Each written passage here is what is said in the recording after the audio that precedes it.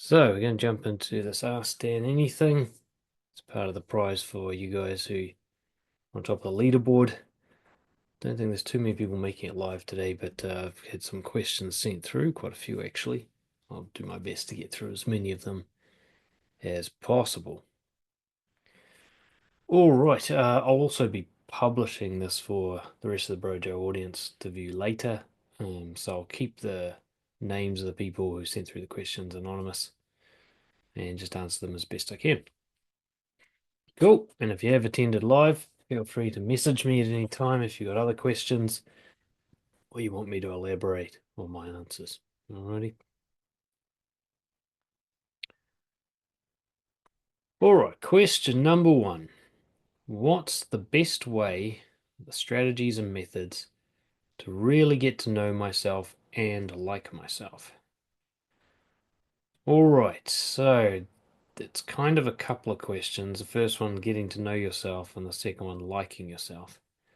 But getting to know yourself is one of the strategies towards liking yourself. Basically, it's very hard to hate something you fully understand. So, fully understanding yourself will lead to compassion, and compassion leads to love. So, if you really want to love yourself, it does help to fully understand. And you understand something when you no longer have any resentment towards it, blame, you have nothing but empathy. Okay, so you'll never hate someone you have full empathy for. So the best way, strategies, methods. I'm just going to talk off the top of my head here. First and foremost, I think the most helpful thing I've ever looked into in my own life is understanding that my behavior is the manifestation of my inner world. So my beliefs and everything that controls my beliefs, everything that happens in my subconscious will show itself in my behavior. My thoughts and feelings may lie to me. Okay, so especially my thoughts, all these narratives about who I am in my head will often be quite a contradictory story to who I actually am in terms of behavior. Um, so let's say, you listen to anybody talk about who they are, and you'll see a big difference between what they say and what they do. The kind of person says, I'm a really honest person. They often lie. The kind of person says, I'm really kind. You'll see them be cruel. Person says I'm really reliable, it's only on the things they care about, and so on. You'll see that people often contradict their claims about themselves with seemingly no awareness that they're doing so. It's not like they're bragging or lying. They actually believe what they're saying, but they can't observe their own behavior the way an outsider can. If you can learn to observe your own behavior detachedly, without judgment, just like you're a psychologist unbiasedly reviewing a case. You're just watching someone behave to try and figure out what's going on with them. You'll see some shocking truths revealed. The really difficult part is doing this without judging yourself and doing it accurately. So what people tend to do is they have a very biased memory, skewed perspective of their own behavior. So people will often say things to me like, "Oh, I get rejected all the time." But if we look at their behavior, they don't actually even give themselves a chance to be rejected. They don't ask anyone out on a date. They don't ask for a promotion at work. They're rejected maybe actually once a year. But they feel like they're being rejected all the time. Why? Because in their head they're constantly rejecting themselves. But out in the real world, they're not really getting that much negative feedback. So this is the kind of thing that people do all the time. They have this imaginary fantasy world, and then they have the real world that they interact with real behavior. And they confuse the two. And the more somebody fantasizes, more time someone spends in their head thinking about who they are, the more confused they are about what really happened. And this is where journaling is probably the main tool, is to accurately measure what you did, why you did it, and what result it got. If, for example, you think of someone who gets rejected all the time, well, how many times did you ask for something and hear an actual no this week? For many of you, the answer will be none. That didn't happen at all. Some of you it might be once. But for you to actually be able to say I get rejected a lot, it would need to be dozens of times. And they'd all need to be no's, right? That would be accurate. I quite often tell myself that I don't get enough sleep, right? Because my daughter's always struggled with sleeping since she was born. But then how am I able to do this session right now? How am I able to think clearly, run a business, take care of my health, do all the things that need to be done if I'm not getting enough sleep? If I wasn't getting enough sleep, we should see quite catastrophic manifestation of that in my life. Crashing my car, losing my job, whatever. Like we should see somebody's clearly sleep deprived. But no, I'm just a bit tired while I do stuff. That's the truth. So I'm doing all this stuff. It's like people who consider themselves to be a loser. So this is the kind of self-measurement that often leads to people hating themselves. They think of themselves as a loser. Done a whole podcast on the loser identity. And if you're one of those people listening to me right now, then however old you are, that's how many years you've survived. Day after day after day. The universe has been trying to kill you the whole time, right? Second law of thermodynamics, entropy. The universe is trying to destroy you. It will eventually. And it hasn't yet. So what have you lost exactly? If you're a loser, it means you've lost something. Well, what have you lost? You haven't lost your life, have you? And it's, oh, I was married and I lost my partner. Yeah, but before her, you never had her. So how do you lose something you don't need? It doesn't make sense. But if you actually needed that partner, you'd be dead without her or severely wounded or injured or whatever, both before and after the relationship. It's more like putting on a hat. You put on a hat and take it off. Did you lose the hat? Well, actually, you were fine without the hat before you put it on. So what did you really lose? Right? I'm not saying that there's no objective thing as loss.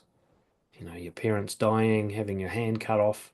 There are things that you've had your whole life that are taken away and they never come back. Sure. But did you lose them or did they just go? Right? Like if someone you love leaves you, did you throw them away or did they walk away? In which case, you didn't lose them, they left. It's different. The point being is, you tell yourself you're a loser, and yet, if you were to observe your behavior, you do nearly everything to a good enough level. You must do because you're alive, listening to me right now, right? You might look down your stomach, oh, I don't have abs. Yeah, but you're alive, so you're eating enough food, you're moving enough not to die. I'm not saying you're in prime health or anything, but the idea that you're a total loser, well, maybe once you end up in the coffin, then you've lost everything.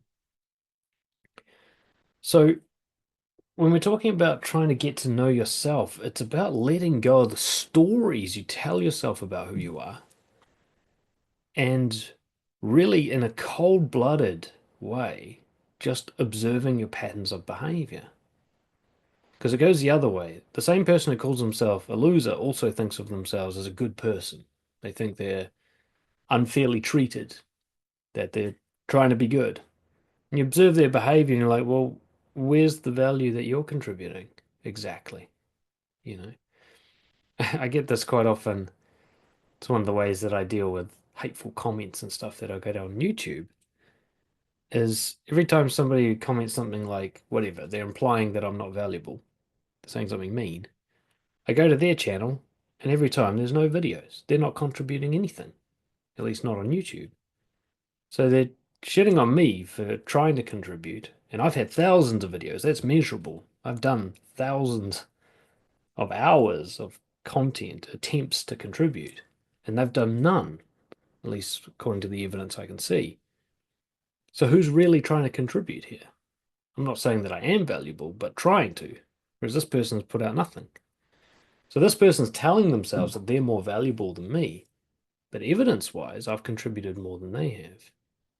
So what are you actually doing? And then you write the story. This is how I figured out my whole nice guy syndrome thing. I told myself I was a nice guy, so on and so forth. Then I measured my behavior. I'm like, fuck, I'm pretty manipulative. I'm constantly lying. I'm constantly managing other people's emotions. I'm constantly presenting an image I want them to see as opposed to what I really am. Like, How's that good? How's that nice? It's quite jarring, the difference between what I told myself I am and what I actually did. So it goes both ways. You'll tell yourself you're much more of a hero and that you're much more important and you're much more special than you actually are, according to your behavior. And you also tell yourself you're much worse and you're much less valuable and you're much more of a waste of a person than you actually are, right? And then, to transition to how do I get my like myself is it's really, well, how do I change the patterns of behavior that I don't like seeing into patterns of behavior I would like to see? It's really quite a simple equation in the end. Is it like, if I was to observe myself, what do I need to see to be proud of what I'm seeing? To admire it, respect it, to be like, I like that guy. As one person once said to me, become the guy that you hope your daughter brings home one day. And that gave me a lot of thinking. Like I sat down and thought, well, who would that guy be? Because I don't want him to be a people pleaser. I don't want my daughter to go for that, right? And I don't want him to be all flashy and caring about money and all sorts of stuff like that. There's all these things I didn't want. I'm like, well, what do I want? What would make me feel relief? Like, oh my God, she found a good one. And I had to unpack it, and he's not just a nice guy. He's generous and genuine and helpful, but he's got a spine. He'll also protect her. He'll protect himself. He'll be a good father. There's all these things, and I thought, well, if I look at my patterns of behavior, not what I tell myself I am, but what I actually did today and yesterday and last week and last year, and what I frequently do on an average day, how's that compare to that guy? And I found that I was, on point in some areas, but woefully short in other areas. And all I have to do to like myself is to bring those images together. That's what I call the authenticity gap, to make sure your behavior lines up with who you wished you were. It really is that simple, but the difficult part is being confused by the story in your head about who you are. A lot of people will measure what they didn't do. So, I've used this example before, but you go to the gym, you say, I'm going to do 10 push ups today, and you only do 7, and your measurement is -3. I did -3 push ups because I did 3 less than the goal. But the truth is, you did 7 push ups and you're maintaining your health. So if you did 7 push ups and you're maintaining your health, then you're on point with your values. You're a person who takes care of his health. That's something you want to be, right? So that's the gist, all right? If you want to get to know yourself, focus on measuring your behavior as accurately and as objectively as possible. Just what you did, not what you didn't do, not what you could have done or should have done, just what did you do, right? And measure it from 0 up. So you don't be like, oh, I did less push-ups than yesterday. No, so I did 7 more push-ups than 0, right? You don't compare to your previous self's performance because we don't know why that performance happened. Maybe you're feeling better that day. Maybe you're feeling worse. Maybe you're younger. Well, you definitely were younger. You don't compare to that. You just compare to 0. Okay. So that was the first question. Thank you for showing an interest in the Nice Guy Brotherhood, a group coaching community program for nice guys and people pleasers who want to become more confident and assertive to do better in their relationships and their careers. This is also for any man who wants to become more masculine, more bold, more honest, and more authentic. So in this program, we focus in on a lot of the people pleaser and approval seeking tendencies that hold men back from achieving full self-confidence and healthy relationships. Things like avoiding conflict, trying to fix other people's emotions, molding yourself to other people's preferences, failing to stand up for yourself, not going for what you really want, and not knowing who you really are. The goal, through the support of myself and the other members of the community, is to help you build the backbone to stand up for yourself, to stop caring what other people think of you, to stop getting lost in your thoughts and your feelings, and learn how to act decisively based on your own set of core values rather than what everybody else wants you to do. So we're looking to replace things like conflict avoidance and procrastination and trying to please others with going for what you really want, based on who you really are. So we address all these issues through a number of methods. Firstly, we get together each week for a group session. Now, part of that is what's called hot seat coaching, which is somebody gets on the mic with me and we do a coaching session in front of the others, and everybody gives their feedback and support, and we can deal with specific issues that's coming up for that person in their life in relation to building confidence and overcoming nice guy syndrome. We also have group discussions during these calls. We share links and resources, feedback, questions, and everything we can do to support each other's growth. And then also alongside these group calls, you get access to my full online library of self-development courses, which includes things like building rapport, setting boundaries, and learning to confront your fears. Now, if you're interested in the group, we have a deal where you get your first month for just $1 so that you can try it before you buy it and get a sense if it's really right for you and if these are the people that are going to help you achieve your goals. Once your first month is up, if you want to continue, then we have a monthly membership subscription.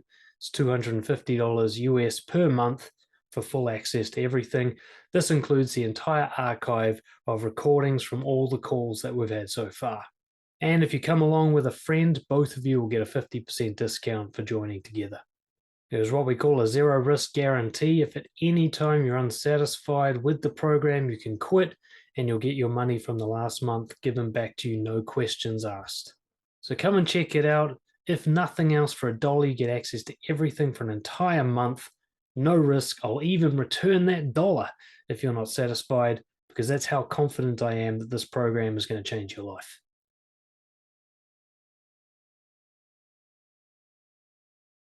What's the best way, strategies, and methods to get to know yourself and like yourself? Moving on to the next one, we've got how do people stop defining themselves, actions, their life view by the nice guy syndrome? I followed up with a questionnaire on this one. And what he's saying here is like, once you've actually started working on yourself as a nice guy, how do you start to like let go of thinking of yourself as one? Which I think is actually a really good question, because I see this with all kinds of mental disorders and illnesses. I see it in addiction with 12 steps and everything, where people say, like, you must always identify as a thing. So in addiction, certain therapies, which are ineffective, like 12 step, they'll talk about how you must always see yourself as an addict. And I've seen lately a wave, especially in my clients, of people who get diagnosed as neurodivergent, so people who have autism or Asperger's or ADHD, they like start to cling to that label, like I'm autistic and I'm just gonna like stay that forever. Or people with depression, like I'm depressed, as in like that's my identity, or I'm an anxious person, I have social anxiety. Now, these labels, these identities, do seem to play a helpful role temporarily. Like everyone I've ever worked with who didn't realize that they were on the autistic spectrum has found it very helpful to find that out when I pointed out to them, like, oh, okay, I'm not just a freak. There's a name for this thing, you know. That explains why school was so hard, and that explains why I keep picking my nails or whatever, right? So they've got this thing that like finally they get this like high off it almost. That's kind of like, oh, okay, this is a thing. I'm not some like freak on my own. Like I've got a thing that a lot of people have. I think there's some relief in reduction of shame in the label, and I see that with nice guy syndrome as well. When guys have just struggled their whole life and they feel like they're doing everything right, but it doesn't make them happy and it doesn't make sense. And somebody goes, yeah, you got the syndrome, man. It backfires on you. Like you're not as nice as you think you are. You're being fake. That's why you're getting these results. And they go, oh God, finally it makes sense. And I think that relief comes from, well, if this thing has a label and people have studied it, maybe there's a solution. The problem is, of course, that you become almost addicted to having the label, sometimes defiantly proud of it. You know, I've seen people in recovery do this, like, I am an addict. It's like, all right, mate, you don't need to boast about it. You know what I mean? Like, fair enough that you accept yourself as you are, but also you kind of sound like you're bragging at this point. I see this all the time with neurodivergent people. They're like, they come up with a big list. It's almost like they got all these qualifications, like Asperger's, ADHD, insecure, anxious attachment, and they just come up with this like receipt of all the diagnoses they picked up. They sound like a first year psychology student. Every single psychology student does this, myself included. You read the DSM and you just diagnose yourself with fucking half the shit in there. And you're kind of proud of it. Like, I want to give myself more diagnoses than my friend next to me, like, oh, you think you're that. Well, I'm this, this, and this. I think there's a kind of victim hero thing going on there where we're like, look at me, I got a problem, I'm special. So it does have a helpful role in that you go, okay, now I know what I need to focus on. I know what's causing me my pain. I know that there are ways through this. I can't just sit here banging my head against the wall. If I got nice guy syndrome, let's go have a look at what the syndrome does and what the potential adjustments are that can be made for my quality of life to go up. But this double-edged sword comes at a price because now there's two problems, especially with nice guy syndrome, but it applies probably to all of them. Is now you start questioning if everything you're doing is derived from the syndrome. And nice guys in recovery go through a transition of struggling with this, where they now realize that they've spent a lot of their life being manipulative and they weren't even honest with themselves about it. They didn't even know they were being manipulative. And now they wonder if everything they do all the time is manipulative, including their recovery from nice guy syndrome. Like, am I just trying to look like I'm recovering so that people will like me? Or am I just doing this to tell myself a story of X, Y, and Z? And so now, even when they're taking like the kind of actions they always wish they could have been able to take, they're more bold and they're more shameless and whatever and honest. Now they're just thinking, oh, is this just a new manifestation of nice guy syndrome? Is this just another way of getting what I want? Is it just another way of tricking people into liking me? And I see this with people like if they're neurodivergent, suddenly every little habit, tick, and trait they have gets labeled as autistic. They're like, I always put my toast perfectly cut in half. That's because I'm autistic. It's like, no, maybe you just like your toast cut in half. Like, not everything you do is disordered. Not everything you do needs a label. Not everything you do needs to change. And particularly that last thing. Because in the end, when it comes to recovery from nice guy syndrome, calling yourself a nice guy has limited value, actually. It helps right at the start to take responsibility to be like, okay, the way I behave is fake. I've been conditioned and programmed to behave this way. I can see it's unhelpful, it's harmful to others and myself, and it's not the person I want to be. So I'm open to changing some shit, and it's me who needs to change it because I'm doing this. This isn't being done to me. That's great. That's very helpful. Same with autism. You're like, okay, I actually have a certain wiring in my brain that makes socializing different to other people for me, and I need to take responsibility for that. If I want to socialize well, I'm going to have to work with what I've got. I've got to play the hand I've dealt. I'm dealt, right? Just like if someone gets their leg cut off, it's like, okay, I'm going to have to put something on there and hop around. I need crutches, maybe. Like, I'm going to have to transport myself differently to other people. I can't just sit around crying about it. But that's about where the usefulness stops, I think. Because now you need to actually decide who you're going to be, what parts you're going to keep, what parts need to change, what's real and authentic, and what's based in lies. And at this point, you can kind of let go of the label, right? You don't need to say something is nice guy syndrome to be able to say it goes against my core values, or that was a harmful thing to do, or I don't like it when I do stuff like this. You can just say it like that. You can just get it down to all your traits and behavioral patterns as preferred or dispreferred. I like it when I take care of my body. I don't like it when I binge on drugs and sugary foods. I don't need to say, well, I binge on sugary foods because, I have trauma from my childhood. It's like, no, you just don't want to do that. You want to change the behavior. Okay. Because this is where I might get a little controversial. I'm quite against talk therapy, mostly because the scientific consensus is that it's ineffective. You sitting around talking about your illness nonstop with absolutely no efforts made to correct the behavior that's harming you, justifying that behavior, saying I can't help it because I have X diagnosis. That's just self-serving. That's just egotistical. It's narcissistic. It's just putting money in the therapist's pocket without you actually having an improved quality of life. I mean, I see this all the time with, let's say, guys who are really terrible in relationships and they go get all this therapy and they're still terrible in relationships, but now they do it with therapy jargon. They'll be like, well, that's my avoidant attachment, and that's because, my father was dismissive and emotionally neglectful. It's like, yeah, but you're still being a dick in your relationship. So what use is the label if you don't change your behavior, right?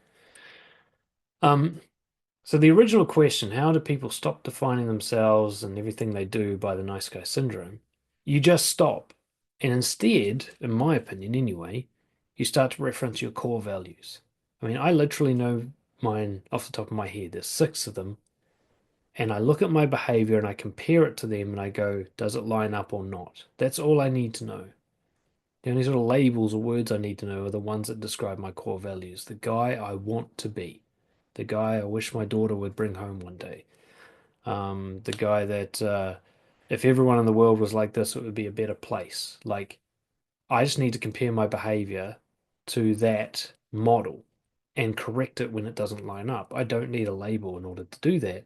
And I don't need to wave the label like a banner over my head and be proud of it when doing so actually prohibits me from changing my behavior. That, like I said, I'm quite critical of 12-step drug rehabilitation programs, mostly because statistically they're very unsuccessful. But this idea that you are an addict, it's like, well, not if you've stopped using, you're not. Okay. Now, that doesn't mean you can go and use again. You're clearly someone who doesn't do drugs well, but you don't need to call that addict. You don't need to say, I'm an addict and therefore I can justify all these like repetitive, harmful behaviors I do. It's just like, no, there's some things you can't be trusted doing, so don't do them, period. But you don't need to call yourself an addict. If you're being a healthy person, call yourself a healthy person for now. If your behavior is good, call it good. If your behavior is bad, don't say it's addict behavior, say it's bad behavior and you're going to fix it, right? So I hope that answers the question. I might have gone a little off course. But the idea is, yeah, the label of nice guy syndrome, I obviously use it a lot, but because a lot of my content and everything I'm putting out there is for the people who are very new to this and they need to understand like why it is they do what they do. But once you understand, once you can see the difference between you being authentic and you being a nice guy, then we don't need to keep calling you a nice guy, right? Now you just need to look at your behavior every day and go, does it line up with this guy that I'm trying to be? And that's all you need to know. Are you a nice guy or people pleaser who wishes they were more assertive, more honest, and better respected by others? Since 2013, I've been helping people just like you discover their integrity and apply it courageously to build deep and meaningful connections, get respected by others, and become the confident person you've always wanted to be. Imagine being able to speak your mind without worrying what other people will think or worrying that it's the right thing to say, and being able to assertively stand up for yourself and your loved ones. Imagine never feeling the need to apologize for who you are or what you want, and being able to live carefree without shame or the I'm not good enough story in your head. Imagine going to bed knowing that you courageously took every opportunity available to you and you've got no regrets because you always know what you should be doing in every situation.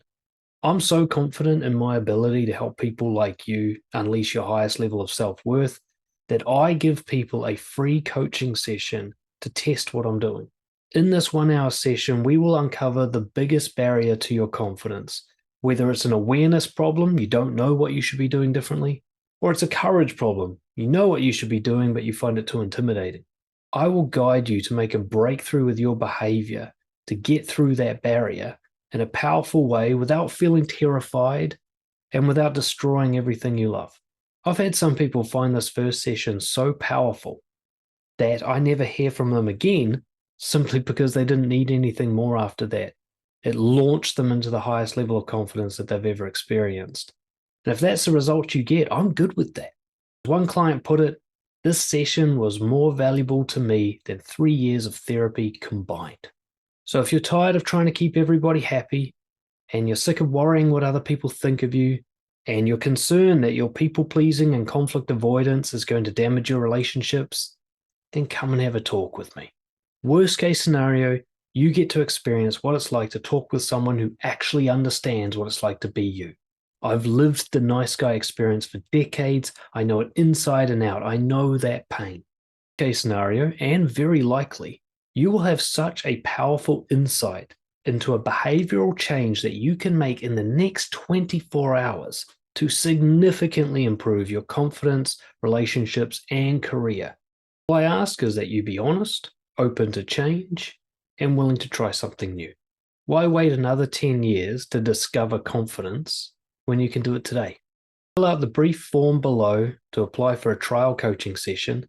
Do this quickly because there are limited spots each month, and then I'll get back to you to book in a time to talk. All right, next question. Yeah, I think we'll be able to get through these.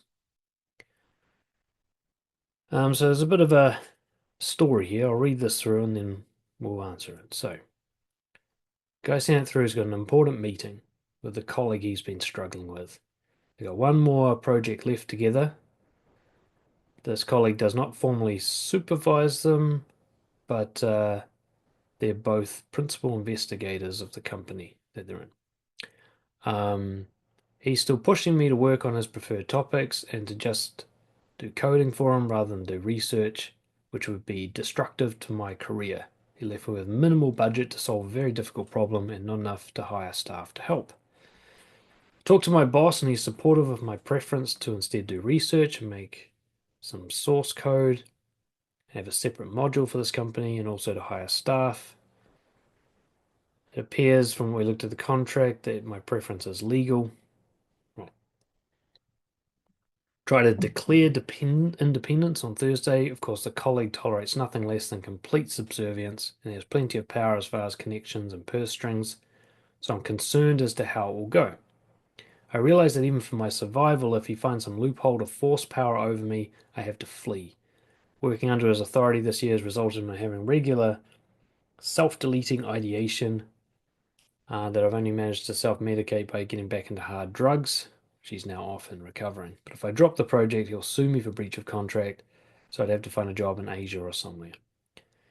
Any specific or general suggestions and advice for the meeting live with the colleague and the boss? Okay, so I'll sum up my understanding of it is that you're working with someone who technically is of equal status to you. They aren't your direct supervisor or your boss, but he's been throwing his weight around to make things the way he wants it to, which is bad for you and your career, and you would like to push back and do what you think is right and what is legal according to your contract. And then I see some potential catastrophizing here, which is that something really big and bad will happen if you push for this, and that you have to flee and that everything will go down the toilet, which may or may not be true. I don't know the situation well enough. But I do get a sense that this is a person who's taken a mile 1 inch at a time.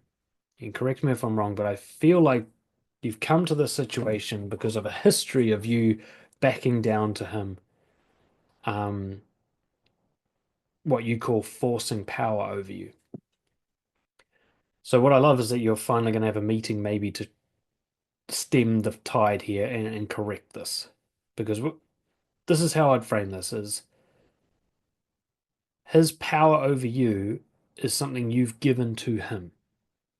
Now, yes, he might have leverage with money or connections or whatever, but in the end, someone can only have power over us if we step back, right? It's us stepping back that creates the power. You know, one way to look at it is, say, with governments, like for governments to actually have power, the citizens have to obey the laws and pay their taxes. If all the citizens decide to stop doing that, the government's now just a small group of people against millions, right? There is no power left anymore, right? If the military refuses to do what the government commands, the government's now just a bunch of people in suits. Their power is gone, right?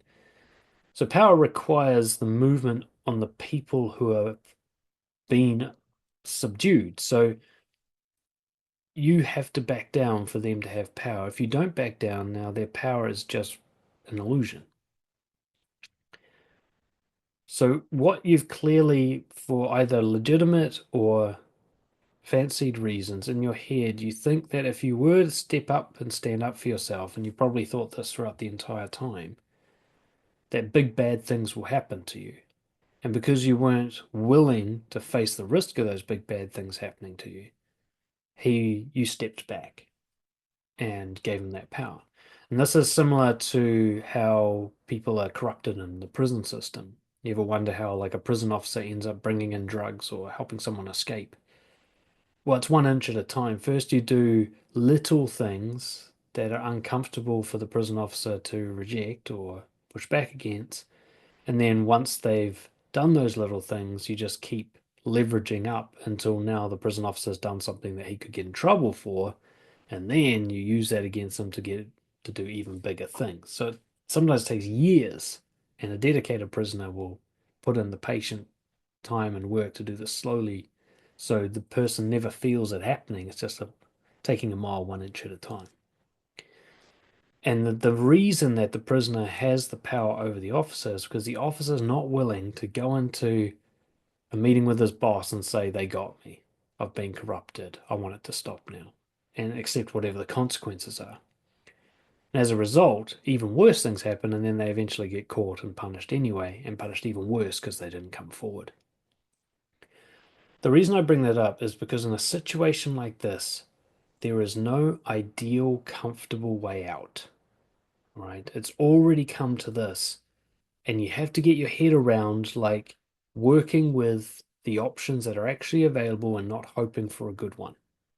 See, one way to frame catastrophizing, like worrying that all these big bad things, like he'll sue you for breach of contract, is that that stems from a hope that something good will happen, right? It's a kind of like the dark side of the moon. Like whenever we hope for stuff, we automatically set up catastrophic fears. So when you tell yourself that you're a good person, your brain goes, yeah, but you're also an awful person. It's like you provoke it. So when you tell yourself like, oh, I hope this just goes well, or like, I hope I can just do what I want with this project, or I hope he like respects me, your brain immediately goes, well, what if he sues you? What if he does this? What if he gets you fired? What if he puts a black mark on your career? And you're so afraid of that that you step back.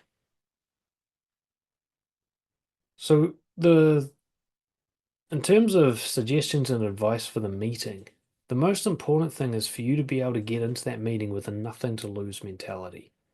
There's lots of techniques and tips and stuff for negotiation, and I'll actually message you privately with some content to help with that. But ultimately, your attitude's going to be the biggest factor. I've done a lot of negotiating in difficult like HR situations like this back when I was a manager, and I've also had some people just pay me to come in for meetings and stuff. And it's the person who's most worried about losing something that has the least power. All right. So whatever it is that you're worried is going to happen, you need to find a way before Thursday to make your peace with it happening and actually have the preparations in place for that happening. Like nothing is more powerful than a person who doesn't need what you've got, right? I remember first seeing this when I went with my younger brother, who's one of my role models for confidence. He went to go buy a new car. And we went to the car yard or whatever, and the guy came and they were dickering a bit, and he offered him a price. And my brother's just like, nah, it's too expensive, and just walked away. And I thought it was a tactic, and I realized we've walked all the way out of the place and we're gone. I was just like, but now you don't get the car. We went to two more places and he had that same attitude, and eventually he got a car for like way too cheap. Like the guy selling it was clearly pissed off about how much that had cut into his commission. And I realized that my brother had something at that time that I was completely unfamiliar with, which is he didn't care if he walked away with no car at all. He was willing for that to happen in order to get what he preferred. And because he was willing, he got it. And had he not been willing, he would have paid too much for a car because The guy at the car yard, he's got more commissions coming, he's got sales coming. He doesn't need this one sale. He's got nothing to lose with you. Or should I say, he's got slightly less to lose because he wants to make at least some sales. Whereas if my brother came in with, I don't need a car at all, I certainly don't need your car, then my brother's actually the one in the power position. And that was, watching that happen, I was like, wow, what is this? I could never do that back then, at least. But I really wanted to understand what I'd witnessed because it was so powerful. Like, my brother was just this untouchable thing. Like, the other guys were, their sales techniques and stuff was so high pressure and manipulative and just so uncomfortable that you just wanted to say yes so it would end. But my brother just didn't have that discomfort. I wanted to say yes, but it wasn't my car. Um, so you've got this thing where this guy's in your head, he's got this power over you. Oh, I'm gonna sneeze, I think. There's a couple of points you need to keep in mind. First off, he's not your direct supervisor. It really helps to know what the exact legal conditions are before you go into a negotiation like this. To have them written out, you don't need to remember shit, you don't need to impress people with your legal knowledge. Have the contract with you, have the relevant bits highlighted. You could even have a printout of like the hierarchy of the business to show unequivocally that he's not your boss or your supervisor, that he has no legal status, power, company, culture power over you. So you go in there with a clear idea of like what you're entitled to legally, and then you just stick to that, regardless of what chaos they do on their side of the fence. You just go, no, it's not legal, so I'm going to do this. And you just hold that line. That's what I do in a situation like this because generally when people are like bullying and, dominant in this way and they sort of pull on purse strings or connections to get their way, that kind of thing, there's a bit of a smoke show happening. They're making it look like they've got more power than they actually do. It's the Bernie Madoff or Jeffrey Epstein style of control, where you make it look like you've got other people in your pocket to get people into your pocket, and then you use them to make it look like you got people in your pocket. You look like you got money from other people. You got their money by making it look like you got money from other people. This is the power game. It's all an illusion, right? And if you can see that and go, look, this is just another primate. This is just a needy, greedy human being playing tricks to get what he wants. And unless he's going to shoot me right here in this meeting, he can't do shit to me. He can't. Bearing in mind that even if this was to get into some difficult legal battle, you can deal with that later. You can bring in lawyers and stuff. Maybe one day you might even admit defeat and back down, but you don't need to do that today. Let it escalate. Have a plan for moving to Asia. All right? Have a plan for restarting your life elsewhere. At least the gist of a plan, like, okay, I've got my backup option. Like I used to have this when I first started my coaching career, as most new coaches go through. I had a lot of kind of duds. I had people that didn't show up to sessions that weren't really into coaching and so on because, I didn't know what I was doing. I had lower standards, so on. And so about 50% of my sessions were no-shows, which was really frustrating for me. I'd have myself all prepared for the call and stuff, and like 5 minutes in, like, oh fuck, I don't think he's coming. And then I'd get ghosted, or I'd get some crappy excuse, or I'd just be disrespected, like they just didn't take my time seriously or whatever. And for a long time, this really bothered me. I just felt like I was powerless. I felt like I was at the whim of these people who are just like do whatever they want, get away with it, and I'm sitting here suffering, missing out on doing stuff. And then I came up with this rule. If someone's 10 minutes late, the call is cancelled and I'll write a blog post instead. Right, so the most I will lose to someone is 10 minutes. And not only will I only lose 10 minutes, there's something I'm looking forward to doing if they don't show up. So it's actually like I'd actually get relief if the 10-minute mark passed. I'm like, okay, well, that was clearly a bad fit person because they didn't show up and they didn't message me or whatever. And now I've got 50 minutes to write something. I've been dying to write about this thing. So I set myself up with this pivot that took all the power back. I'm like, you can't ruin my day. You can steal 10 minutes. That's the most you can do to me. and then I'm going to take over and make decisions for myself. And even if you come on in minute 11, I'm like, you're going to have to reschedule, mate. You missed it.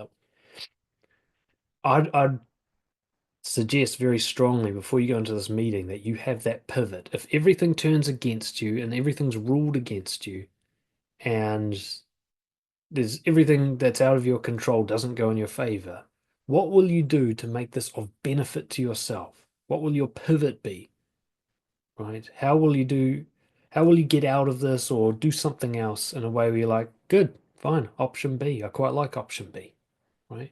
Because that's the nothing to lose mentality. That's the real secret to it is, those guys who go out to a bar and all the girls love them because they're not needy. It's because the guy knows he's got a girl at home, right? This is why girls always love you more when you're in a relationship because all that neediness is gone.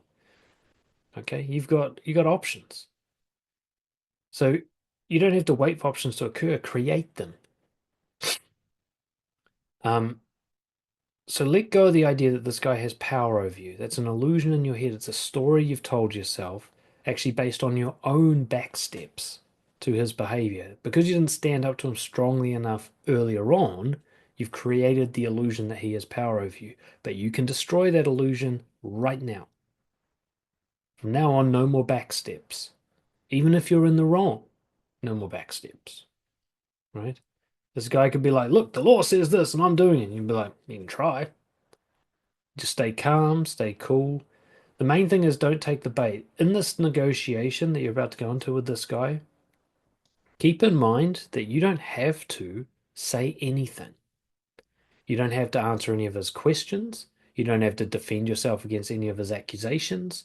You don't have to acknowledge a single word he says. That's nothing to lose. Like, you're going into this meeting, all you have to say is what you feel like saying.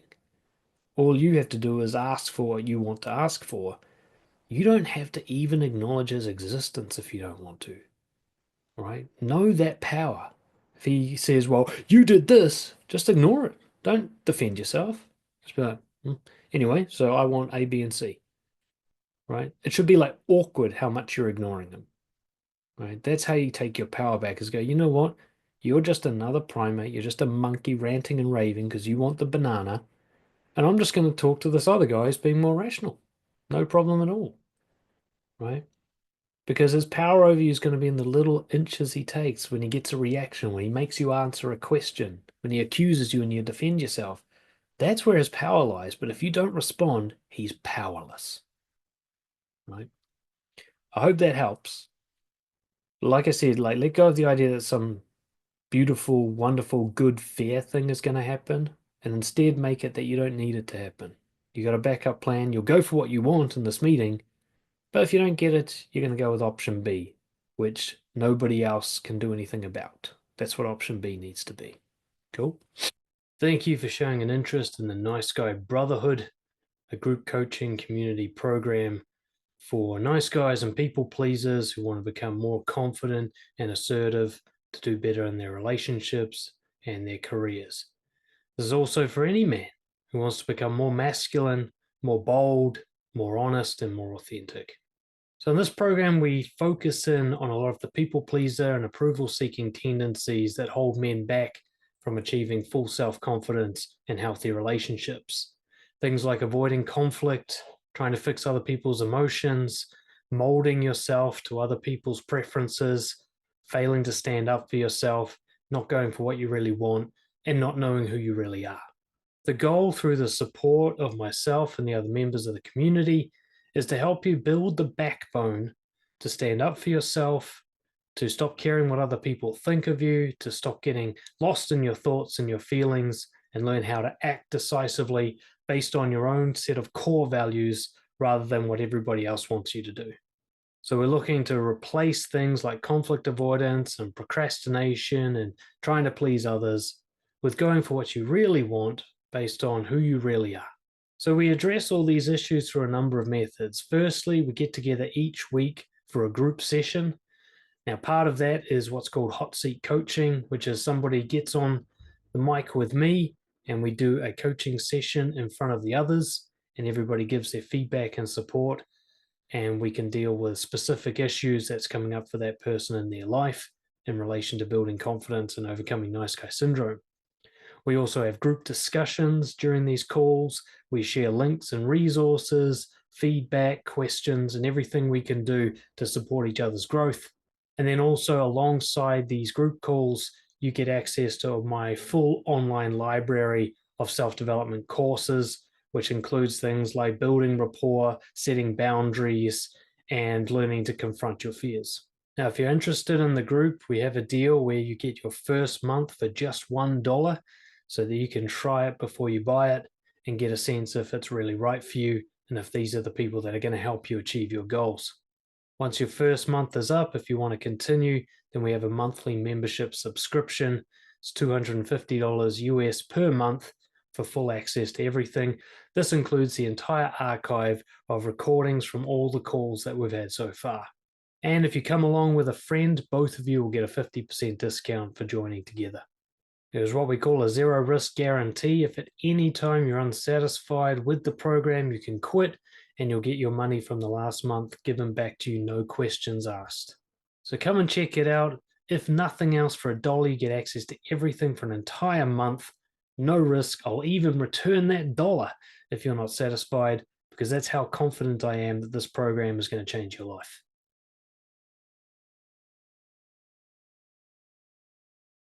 Okay, so this one is, I'm doing better with the radical honesty, which is often pushback towards my wife instead of good guy silence.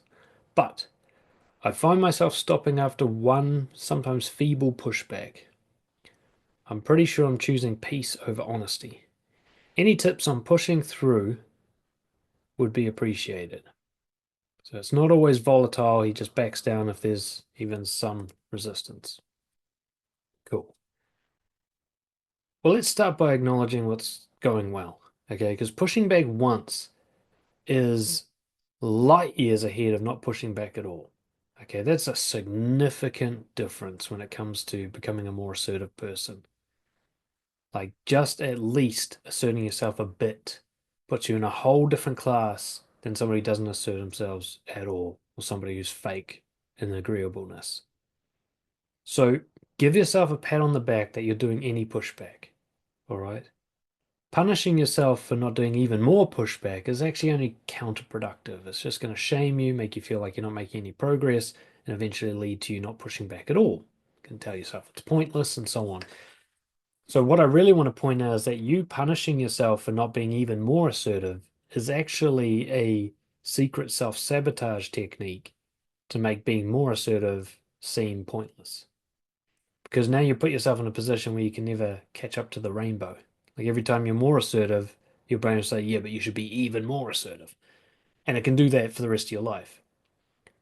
In general, this is something I wanted to touch on with this question is your brain will always be able to think of an even better thing you could have done. You will never, ever achieve something so highly and so perfectly that your brain goes, I can't think of anything better than that. Never. In fact, I quite strongly believe that there is some part of the brain whose sole job it is to imagine better. I actually think that's a survival function, sort of a motivating force to push for us to do things back when we were like living in the savannah plain in tribes in the middle of the food chain, and nowadays it just gives us depression, right? But you've got this part of the brain that just keeps looking at everything you do and go, yeah, but you could have done more. And it doesn't really serve a helpful purpose. At best, it's sort of like gives me an idea of what to head for, but a lot of the times it's asking you for more than you're capable of doing, which is pointless. It should only ask you to do what you're capable of doing. And as soon as you do it, that will expand what you're capable of doing. The more you practice something, the better at it you get. You don't need to try to do more than you can do, which is impossible. So, you're doing better with radical honesty. It's the first thing you said, and that's the most important thing you said. You just keep pushing back, and you will eventually push back more. That being said, what you've picked up on is I'm choosing peace over honesty. So, what's happening is you're creating emotional discomfort by pushing back, and then your old sort of nice guy syndrome engineering is going like, all right, that's enough. Let's get back to comfort. So there's kind of like you're only having a burst of it rather than sustaining it. There's a little fallacy I want you to notice here. So while your brain is trying to choose peace over honesty, clearly this is not creating inner peace. So when you push back and then back down, you actually get quite uncomfortable. Maybe not immediately, but shortly thereafter. And in general, you're uncomfortable with yourself for backing down this way. So I want you to just sort of notice and acknowledge that this does not create more peace for you. This is one of the greatest kind of fallacies that people have around confrontation. They think backing down from confrontation creates more peace. There's really no evidence to support that. It creates an immediate sensation of relief when the other person cools down because you've become agreeable, sure, but you hate yourself more, so the inner peace gets ruined.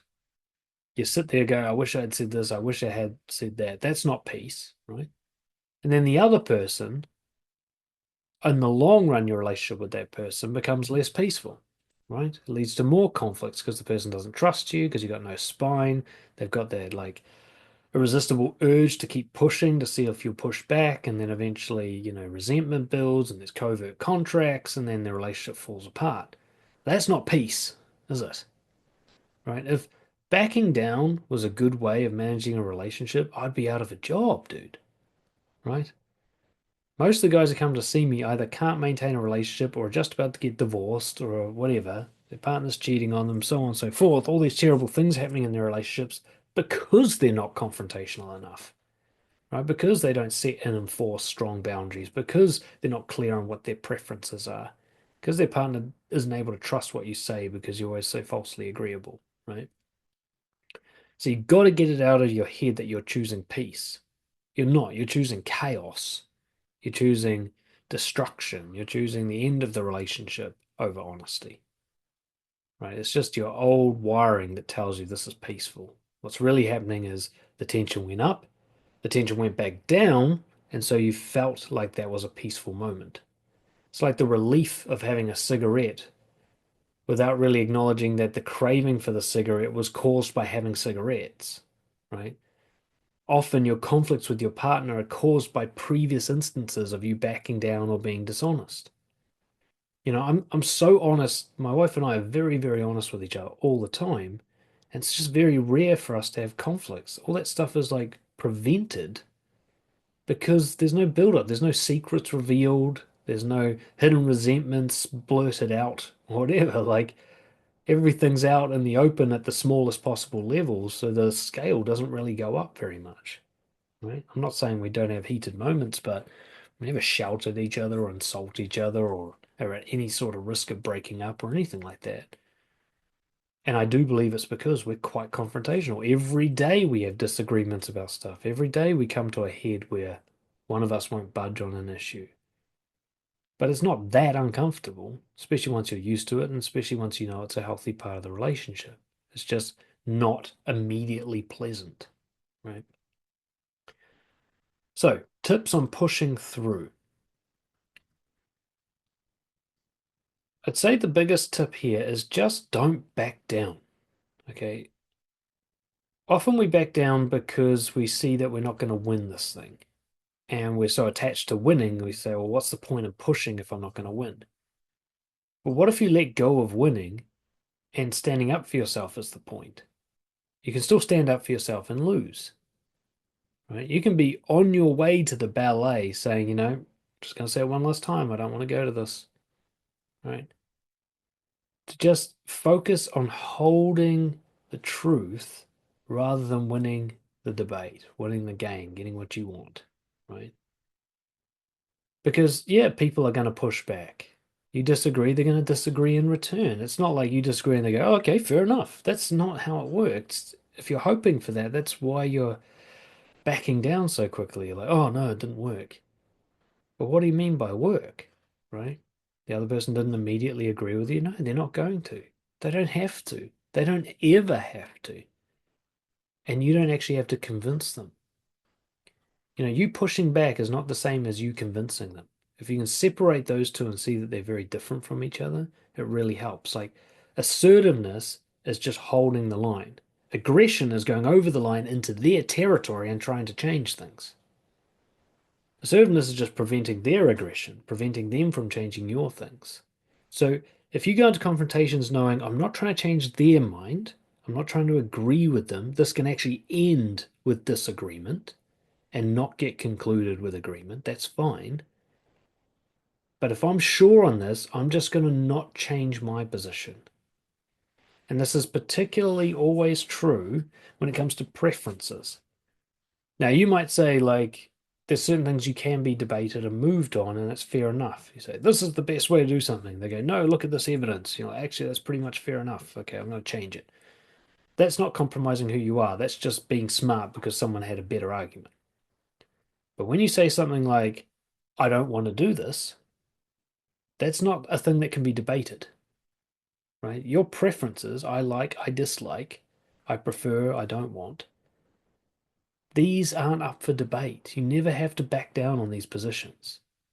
Now, it doesn't mean you don't have to compromise your behavior, but your position should never be compromised. So let's say, I don't know, I hate pop music. It might end up that when my wife's driving, she gets to put on pop music. I don't always get the music I want, but I'm never going to pretend to like pop music, right? I'm never going to agree that this is a good song.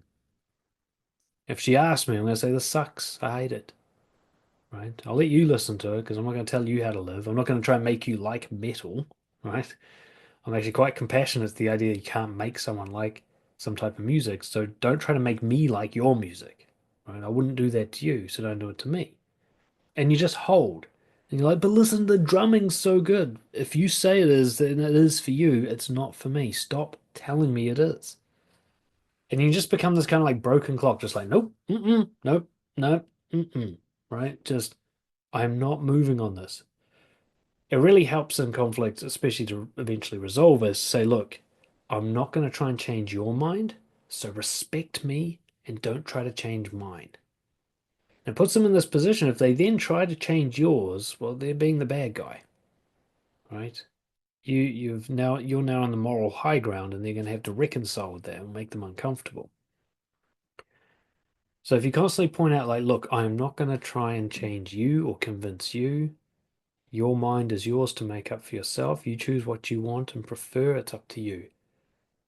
But I'm not going to change mine on this now either. So stop doing it. Okay, stop trying to convince me. Just state your position and I will respect it.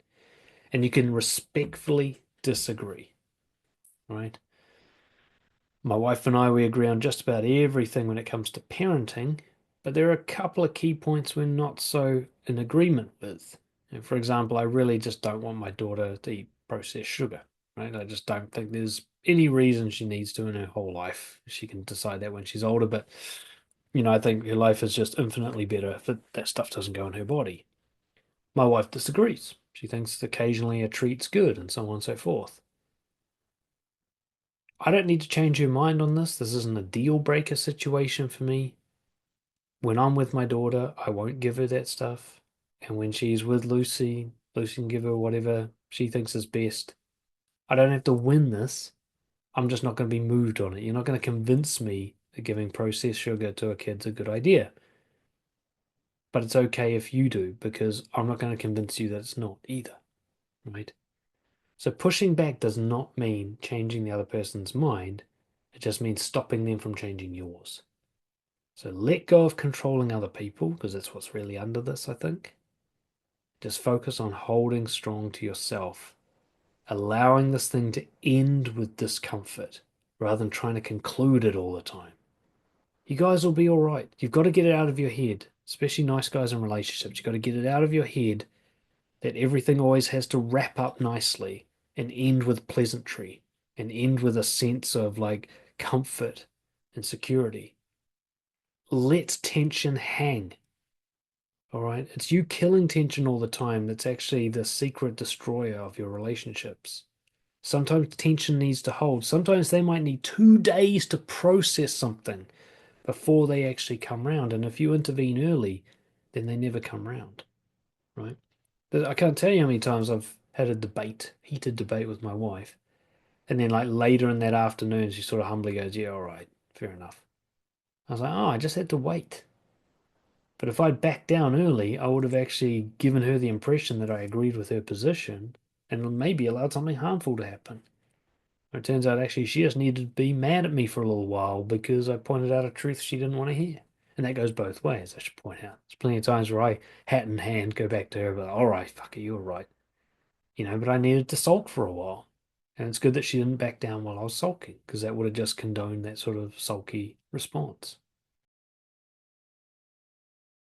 Are you a nice guy or people pleaser who wishes they were more assertive, more honest, and better respected by others? Since 2013, I've been helping people just like you discover their integrity and apply it courageously to build deep and meaningful connections, get respected by others, and become the confident person you've always wanted to be. Imagine being able to speak your mind without worrying what other people will think or worrying that it's the right thing to say, and being able to assertively stand up for yourself and your loved ones. Imagine never feeling the need to apologize for who you are or what you want, and being able to live carefree without shame or the I'm not good enough story in your head. Imagine going to bed knowing that you courageously took every opportunity available to you and you've got no regrets because you always know what you should be doing in every situation.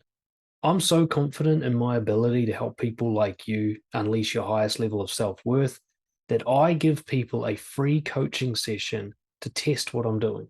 In this 1 hour session, we will uncover the biggest barrier to your confidence, whether it's an awareness problem, you don't know what you should be doing differently, or it's a courage problem, you know what you should be doing, but you find it too intimidating. I will guide you to make a breakthrough with your behavior to get through that barrier in a powerful way without feeling terrified and without destroying everything you love. I've had some people find this first session so powerful that I never hear from them again simply because they didn't need anything more after that. It launched them into the highest level of confidence that they've ever experienced. And if that's the result you get, I'm good with that. One client put it, this session was more valuable to me than 3 years of therapy combined. So if you're tired of trying to keep everybody happy and you're sick of worrying what other people think of you, and you're concerned that your people pleasing and conflict avoidance is going to damage your relationships, then come and have a talk with me. Worst case scenario, you get to experience what it's like to talk with someone who actually understands what it's like to be you. I've lived the nice guy experience for decades. I know it inside and out. I know that pain. Case scenario, and very likely, you will have such a powerful insight into a behavioral change that you can make in the next 24 hours to significantly improve your confidence, relationships, and career. All I ask is that you be honest, open to change, and willing to try something new. Why wait another 10 years to discover confidence when you can do it today? Fill out the brief form below to apply for a trial coaching session. And do this quickly because there are limited spots each month. And then I'll get back to you to book in a time to talk.